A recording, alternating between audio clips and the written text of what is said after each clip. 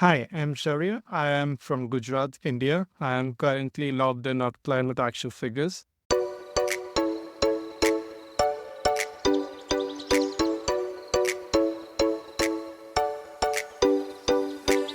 Welcome to a new edition of Climate Action Figures. As always, my name is John Whidden, and this week on the show, you will get to meet Shaurya.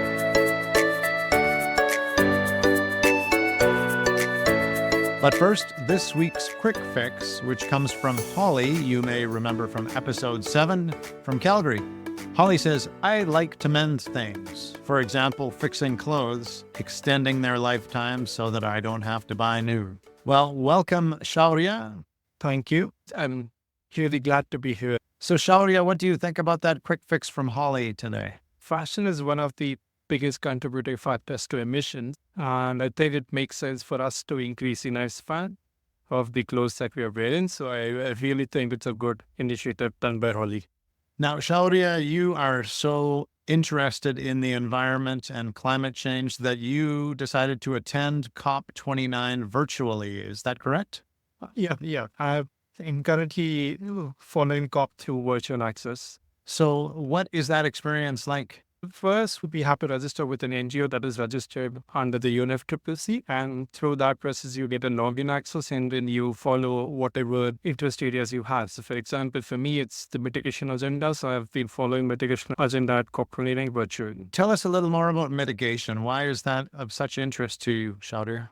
Given that the challenge of climate change is not new. It has been discussed since last 30 years. We started that back in 1972. So from 72 to 88, we were just figuring out what the actual issue is about. And then the scientific evidence started coming in from 1988 onwards, which is where the first assessment report of IPCC came in around 1992. And that feeded into the UNFCCC, the Rio Earth Summit that happened in the 1992. So it's a 50 years long issue that we have been discussing. And one of the core pillars of the issue is the human activity, and the human activity that is trying to take through fossil fuels. And the question is, how do we shift the world away from fossil fuels? And that's where the mitigation comes in. And that's the biggest challenge the world faces. Why not just try to address one of the biggest challenges of the 21st century? That's the question I have in my mind. Like, how do we do it? Shaurya, I live in Alberta, Canada, which is a major producer of fossil fuels. How is Alberta or Canada seen by the international community in terms of this huge amount of production of fossil fuels? It's a complex issue. So there is no silver bullet answer, because each countries have their own challenges, and sometimes it's an energy security issue. So, for example, countries like India needs to import energy, versus Canada that could be an quite producing exporting country. So there are these inherent structural challenges within the country.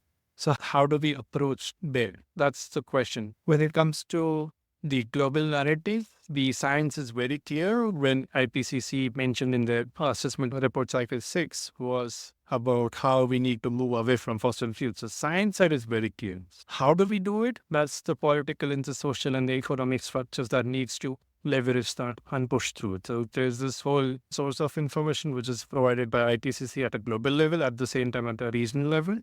And we do have a very strong scientific consensus that human activities, which is completely driven by fossil fuels, is driving climate change. So we have a clear boundary, that is fossil fuels usage is driving climate change. But how do we transit away from them? That's the challenge. And I think each country has its own ways to figuring out, but that's where the UNFCCC and COPs comes in, that every country is coming together and trying to negotiate, oh, this is not possible for me, this is not possible for the other countries.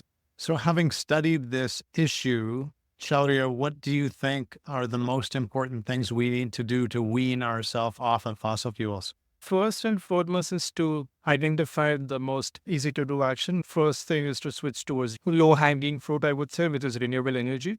So transitioning from that would be the fastest thing. And if you see the IEA World Energy Outlook that came out recently, they showed that solar is the lowest cost when it comes to producing electricity. So now it makes a business case for countries to make an entire market around renewable energies. At the same time, how do we build an economy that is less consuming, because another pillar of the climate issue is the consumption, and consumption especially from the rich folks between the countries and within the countries. So that's far more complex issue, because at the end of the day, consumption is one that is driving economic growth and the perception of, oh, I'm growing as an individual being. At the same time, my country is growing at a rapid pace. ER6, so the assessment report cycle 6 of the IPCC, specifically working group 3, they had a chapter which is on demand side of climate change. How can demand side address and reduce emissions? So that's where, well, it's a new big mechanism that the scientists came up with. So it's a very interesting resource if somebody's interested in reading it. Let's go back to COP29 for a moment. In your experience, in your virtual experience there, do you feel like the youth voice is represented? Youth voice is still not represented as youth would like to be. There are countries from global north and some from global south, especially from Africa region, where there are representation of youths in the delegation. So, for example, let's say I'm from India. If my government wants me to be part of the negotiating team, so whether there's a youth position or not. So there are these countries that are building youth position, giving a position for the youths to negotiate on, because at the end of the day, the issue of climate, of course, is historical, but at the same time, also with the future generations. So even the future generation than me will have some level of responsibility to ensure that there is a world that is far more just and equitable and fair to them. We do need youths to be part of the negotiating teams. And that's how I think we can bridge one of the gaps. Now, at the COP conference, where do you feel the most progress has been made so far, and maybe where is more really needed? So the progress for this year's COP, of course, the focus is on finance. So if you have been following COP, one thing that has a significant impact was Article 6.4, which is about building a voluntary carbon market. So that's a mechanism that is part of the Paris Agreement. The countries are now building formal voluntary carbon markets, and where companies can trade the emissions across the border. So that's a new form of push that has happened. But we do know the underlying principle is to address mitigation. I just heard on the news today, speaking of the financial side of COP, that one of the global north leaders said no deal at all is better than a bad deal. How would you respond to that? So when it comes to the historical contribution, the science is very clear that even the COP1, it was very clear that it's the Annex 1 countries, and in the Paris Agreement, we call them developed countries. They have a moral responsibility and legal obligation to address climate change first. Because if you look at the science side, there's a carbon budget for 1.5 degrees Celsius target versus 2 degrees Celsius target for the Paris Agreement target, and within which each country has to grow.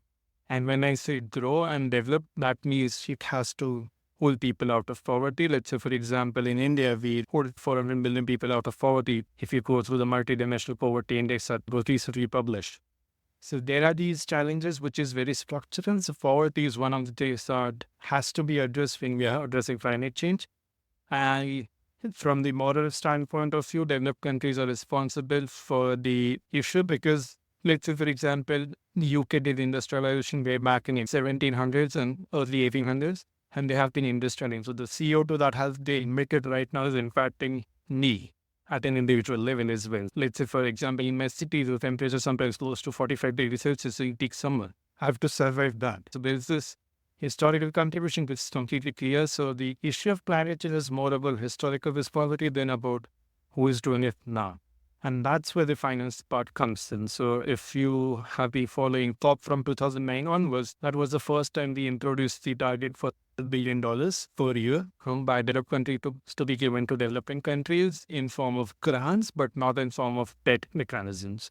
And since years have passed, and there have been papers and articles that have shown that the developed countries have not provided the funding, and the issues are increasing more. And the worst impact is going to happen in the developing nations, including India. And that's where we need trillions of dollars, I would say. And this we have been discussing since 2009. And I think it makes sense for the developed countries to take a leadership position Shaurya, we got focused on COP29, but let's hear more about you. What got you interested in climate issues?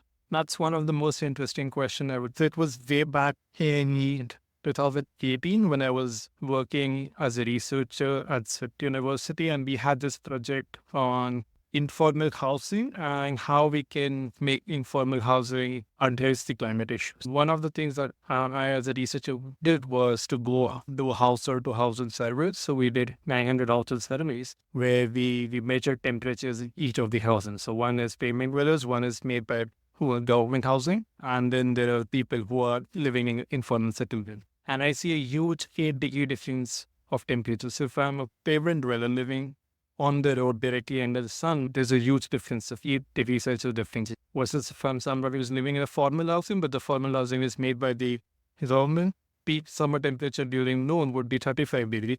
Versus somebody who's on pavement, or who lives on pavement, has 40 degrees as the temperature. So when I was measuring, I could see the kind of system that they were limited and the impact that they were already facing through. This is even before we reached 1.2. So the 1.2 degree we just recently reached in 2023.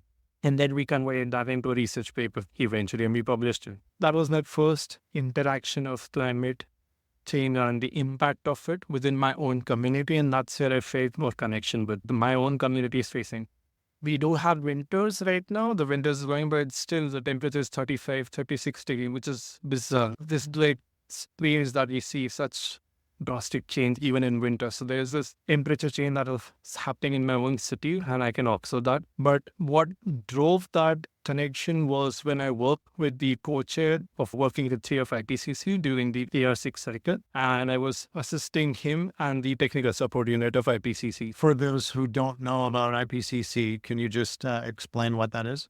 Very simply put, it's bunch of scientists coming together and trying to assess the state of climate. It's an intergovernmental panel on climate change. So that means the government is part of the panel, and that's where they negotiate with the scientists. They go line by line by line. And so there's a back and forth science and policy people coming together and writing that entire report, especially the summary for policymakers. Right. And with your interest in this area, Shaurya, do you think maybe that you could have some career in this field? Yeah. So the emerging new areas is the science and policy interface. And so we call it SPI, and how SPIs have become tool not just in climate, but even in the questions of sustainable development. So how can science help address policy issues of poverty? Or how can science help address the issues of global health? So you see, like for example, during COVID-19, WHO had to come up with a framework for distributing vaccines. So how science was part of that decision. You can, at the same time, policy was part of the decision. Because of that, right. Now, you and I were introduced through our group called Youngo. Do you want to just tell us a tiny bit about Youngo? Yeah, so Yangon is the children and youth constituency of the United Nations Framework Convention on Climate Change. So it's the official constituency. And when I say constituency, it's not an organization. It's just a group of people volunteering together and providing a global perspective on youths. So that's the basic understanding. And the underlying principle that we follow is equity and justice. And especially we focus on intergenerational equity. That as a youth, our future is dependent on the negotiators that are negotiating it. So 1.5 degrees Celsius temperature rising matters to us more than the people who are sitting and negotiating. So that's where we are trying. We are pushing for 1.5. So each of the countries to at least go for 1.5. And if we could, Shaurya, I'd like to come back to your home country. India is a massive country, a subcontinent. Is it possible to characterize the feeling that people have about climate change in India, or is it just too big a region? Climate impacts are varying across India. So, for example, I start from the north. You'll know that there is Himalayan regions over there. So you see glacier cloudburst happening and glacial floods happening in the Himalayan region. And then, for example, if you go to northeast, you'll see a lot of flooding happening, especially during the rainy season. Coming to my region, which is on the west side of India, it's closer to the Thar Desert. So we have a hot and arid climate. So you'll see heat waves as one of the major impacts. So in 2016, we had temperatures as high as 48 degrees. So that's the highest temperature that has never recorded in my city, 48 degrees Celsius. On an average, you see the summer temperature goes around 43, 42 degrees, at least for a couple of months. So people are living in this hot climate. At the same time, how do we adapt? So there are these, for example, in my own city, we call Ahmedabad Heat Action Plan, which tries to provide first-hand information to the people who are most vulnerable. So that's where I also see my city trying to address the issues of climate change. So this in this case is specifically heat impact. But if you let's say if you go on the east side of India, Orissa, it's one of the most cyclone-prone state in my country. So you'll see a lot of cyclones frequently coming in, but it's also one of the most, they have the most advanced understanding of how to adapt to cyclones. And if you go to the south of India, there are a lot of flooding issues as well, and especially cyclonic issue. And sea level rise, of course, is a big concern. The subcontinent region is exposed to sea level rise as well. Now, we're back to your home region, which is Gujarat. Is that right? Yeah, yes. Do you feel like there is more or less concern there than other parts of India? When it comes to Gujarat, one is to understand it's one of the most developed subnational region within the country. So people over here belongs to high income group. At the same time, we do have a lot of industrialization. So on the economic end, there's a lot of industrial activities that keeps on going, and that's where the economy grows.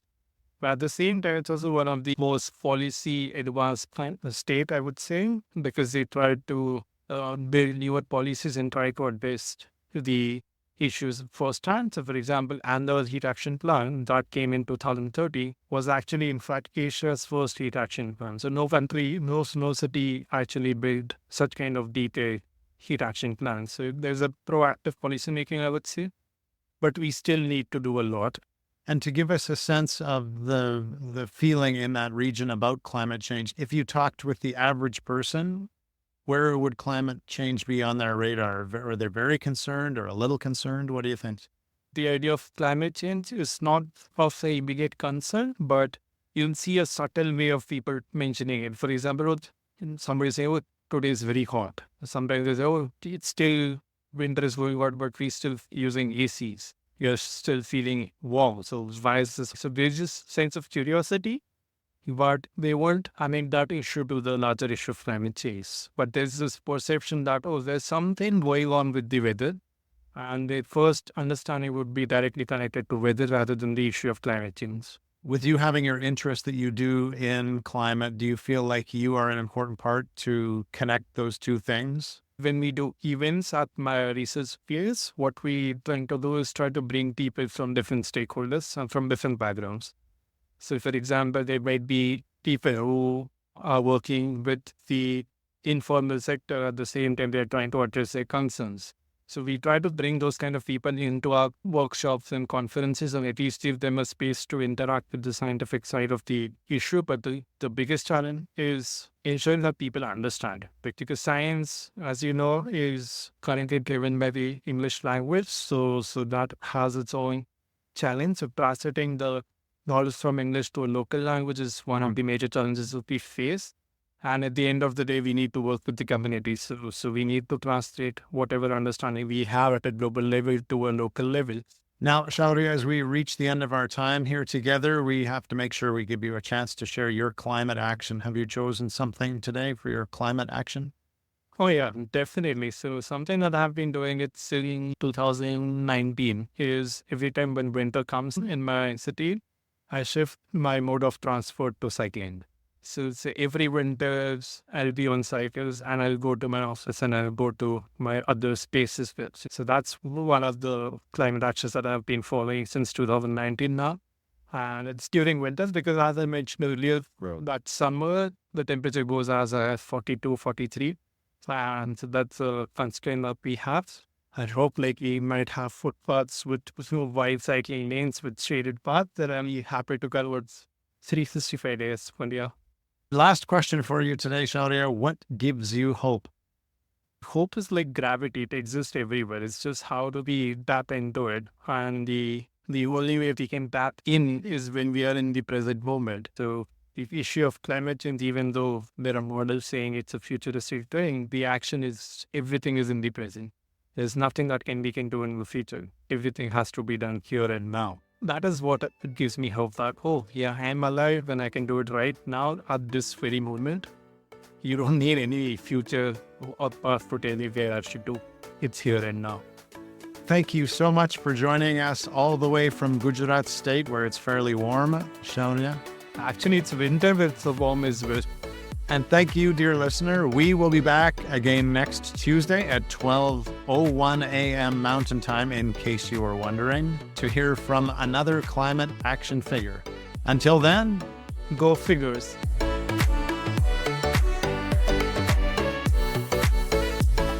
This has been Climate Action Figures. Our show is produced and hosted by John Whidden. Our creative consultant is Kayla McIntosh. Our theme song is Hawaii Vacation by Tovari. You can find us on Instagram, Facebook, and YouTube at Climate Action Figures. That's all one word. And if you have any other questions or comments that arose from this or any episode, feel free to reach out to us at climateactionfigures@gmail.com. And thank you for listening. We'll be back next week with another Climate Action Figure.